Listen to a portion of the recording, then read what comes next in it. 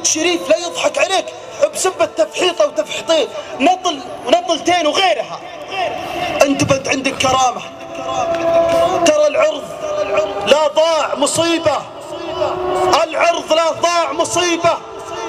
إذا كنت تريد النجاة يا شاب يا صغير، لأنك أخوي، واعذروني إني أتكلم بالكلام هذا لأنكم إخواني وأنا أخوكم، وحق الأخ على أخيه أن يصرح له.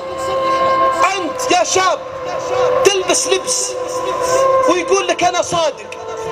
إذا كان لك الآن إذا كان لك علاقة مع واحد أكبر منك بسنين ويركبك بالسيارة ويوديك للمقاهي ويوديك إلى أماكن الاستراحات والغناء والعود والشربكة والطربكة وغيرها، ويقول لك هذا أنا صادق بصحبتي لك، ويقول لك أنا صادق بخوتي لك، ويقول لك والله إني لك وفي وأمين. كذاب، والله إنه كذاب.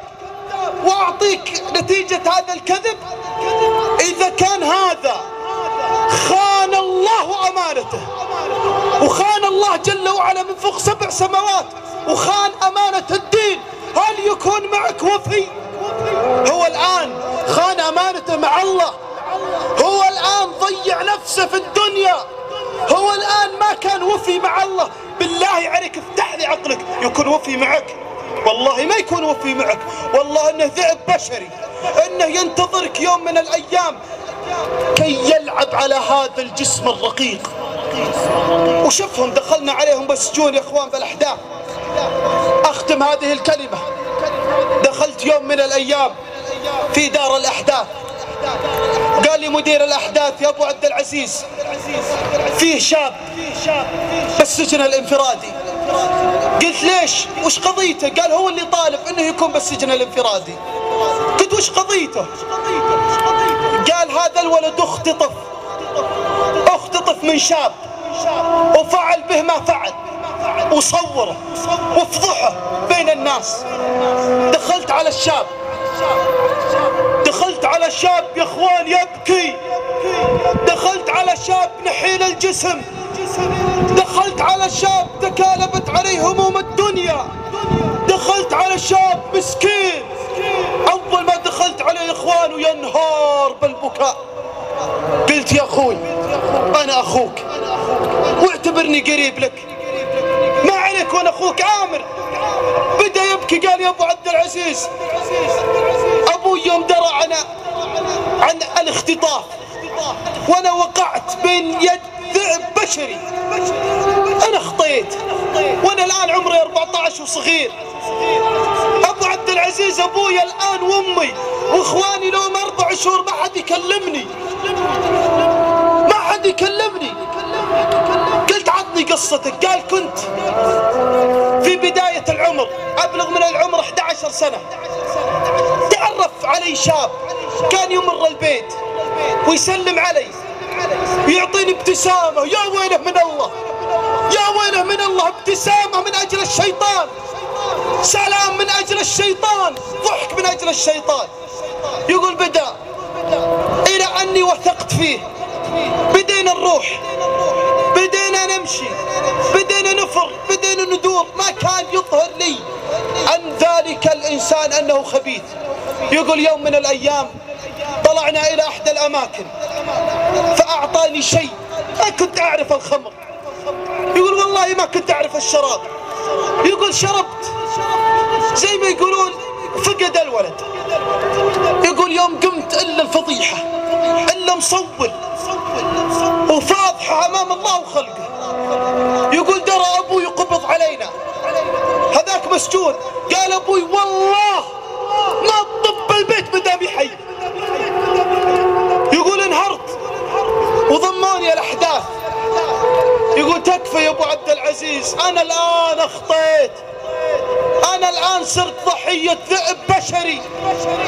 أبوي رحنا لأبوه وقلت لأبوه تكفى ولدك صغير، تكفى ولدك صغير. قال يا شيخ إذا كنت جاي على من أجل ولدي رجاء لا تفتح الباب. قلت اكتب لي ورقة أنك تتبرى من ابنك. ولدك صغير طاح بين يدي ذئب بشري. قلت بالله لو طلع ولدك الآن والله أن تاكلها الذئاب البشرية. بدأ يصيح لأبوه، قال وش أسوي؟ قلت اركب معي. ركب معي، ما كان يتوقع يوم من الأيام الولد إني أنا جايب من أبوه من 4 شهور ما سلم عليه. طلع الولد يا أخوان، دخلت على الولد قلت يا فلان، قال نعم. قلت لك مفاجأة. قال يا أبو عبد العزيز نهائي خلاص أنا تعبت خلاص اللي فيه كافيني. قلت لا فيه مفاجأة. قال وش المفاجأة؟ قلت تفضل وادخل. أول ما دخل أبوه يا أخوان والولد يصيح ولا أبوه يصيح. تعرفون وش قال الولد؟ قال يبا تكفى سامحني على اللي جرى، يبا سامحني والله ما عادت تتكرر، والله ما عاد أكررها يبا. قال الولد، قال الأبو لولده يا ولدي ليش سويت كذا؟ قال يا يبا ما كنت أتوقع أنه ذئب بشري. عموما الولد يا اخوان تاب وأصلحه الله جل وعلا وأصبح من رواد المساجد. أختم يا اخوان، أقول يا اخوان الولد هذا يا اخوان الآن من فضل الله جل وعلا من الله عليه بالهداية، ولكن مهما كان الولد هذا ضحية ذئب بشري. تكفون يا شباب نصيحة، نشوف بالشوارع ضياع، نشوف بالسجون ضياع. يوم من الأيام دخلت على إحدى السجون وكذلك في السجن الانفرادي، وإذا بذلك الشاب قد انهار في البكاء. والله يا اخوان ذلك الشاب انهار في البكاء. قلت له لا إله إلا الله، لأني عرفت ذلك الشاب. قلت ما كنت عزيز، ما كنت من أصحاب الخير، ما كنت من أصحاب الصلاح، وش اللي ضيعك؟ قال يا أبو عبد العزيز ضيعوني الشباب، أغاني وراقص ومجون. تكفون يا شباب نصيحة من القلب إلى القلب. تشوفون الآن بالإنترنت وبالصحف اختطاف شاب واختطاف شاب واختطاف شاب.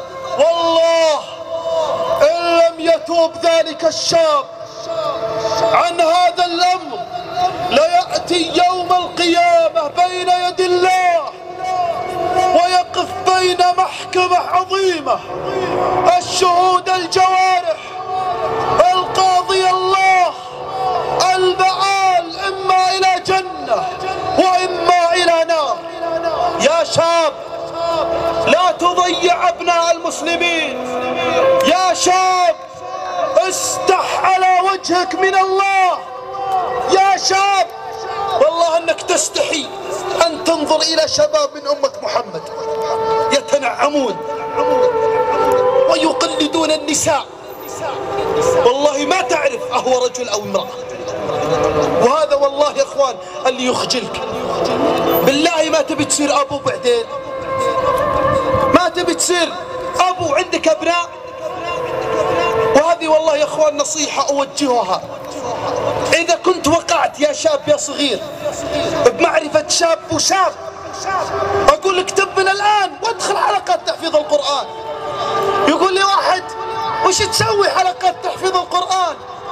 حلقات تحفيظ القرآن تحفظ دينك، تحفظ عرضك، تحفظ أمانتك.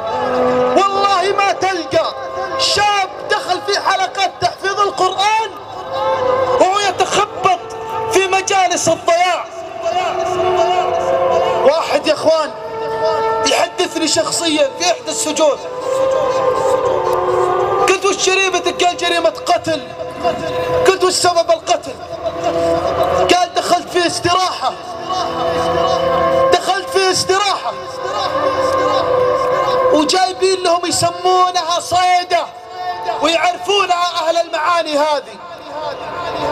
يقول المصيبة الصيدة حاطينها في مكان، فكانوا يدورون على الصيدة إلى أن يأتي دوري لأني أنا كنت شيطان مثلهم. يقول أول ما دخلت على الصيدة إلا هو أخوي، يقول إلا هو أخوي رشاش وأعدمت 3 من الموجودين. قلت من المجرم الأول؟ قال أنا. قلت ليش؟ قال لأني أنا رضيتها بعيال خلق الله لأن الله فضحني في قعر داري. أنا رضيتها بعيال خلق الله لأن الله فضحني بأقرب واحد عندي. فضائح وسجون وهموم وأحداث وجرائم إلى متى؟ يا شاب افتح عقلك، الإجازة الآن موجودة، الصيفية، انظر إلى الدوران في الشوارع، والله إنه نذير من الله. إن لم نتوب ونرجع إلى الواحد الديان والله أنه نذير. أختم أيها المؤمنون الله. وقبل أيها الشاب ادخل حلقات تحفيظ القرآن. أما تريد أن تجلس في مجالس الذكر والإيمان؟ من الآن ما دخلت تحفيظ القرآن، روح قل بسجل عندكم، والله تجد السعادة، والله تجد الراحة، والله تجد الفوز. والله لو ما وجدنا الراحة ما تركنا الحانة إلى الآن، والله لو ما وجدنا الراحة ما التزمنا إلى الآن. ادخل حلقات تحفيظ القرآن، اجلس مع الصالحين. واللي ينتكس ورجع عن طريق الحق والهداية، طريق جربته وطريق شفته، شفت فيه ذكر، شفت فيه إيمان، حرام عليك تضيع الوجوه الطيبة بالوجوه التي تخدم وأصبحت جنود الشيطان. أنت يا من تفكر في التوبة، يا من تفكر بالالتزام إلى الآن، إلى متى وأنت تفكر بالالتزام؟ إلى متى وأنت تفكر بالتوبة؟ تنتظر لين يجيك الموت؟ تنتظر لين يجيك حادث؟ تنتظر لين يجيك مرض؟ نصيحة، إذا كنت تفكر بالتوبة اجزم من الليلة، لأن الله جل وعلا يقول: فإذا عزمت فتوكل على الله. يقبل الله توبة التائب، بل الله جل وعلا الآن من فوق 7 سماوات ينظر إلينا. فقل: يا رب أتيتك تائبا، يا رب أتيتك راجعا، يا رب